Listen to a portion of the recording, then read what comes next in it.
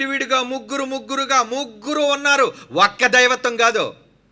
తండ్రి అనే దైవం, కుమారుడనే దైవం, పరిశుద్ధాత్మ అనే దైవం. ఈ ముగ్గురు ఒకళ్ళు సమానంగా ఉన్నా, పరిశుద్ధాత్మ దేవుడిని ఎలాగ మీరు సమానంగా చూపించలేరు రెఫరెన్స్.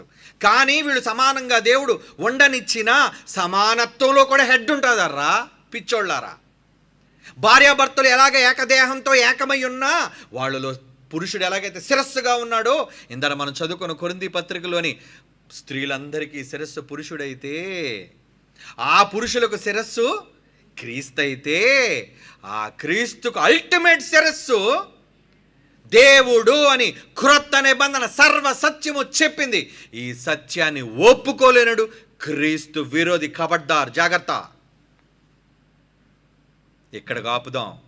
నెక్స్ట్ ఎపిసోడ్లో బెదిరిపోతారు. ఇంకా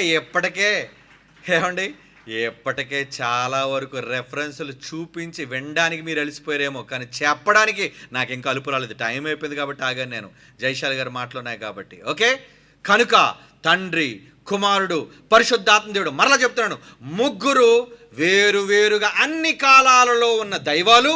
ఈ ముగ్గురు దైవాలలో హెడ్ సుప్రీం యేసుకు కానీ పరిశుద్ధాత్మునికి కానీ ఒకే తండ్రి, ఆయనే ఒక్క దేవుడు, ఆయనే తండ్రి అయిన దేవుడు.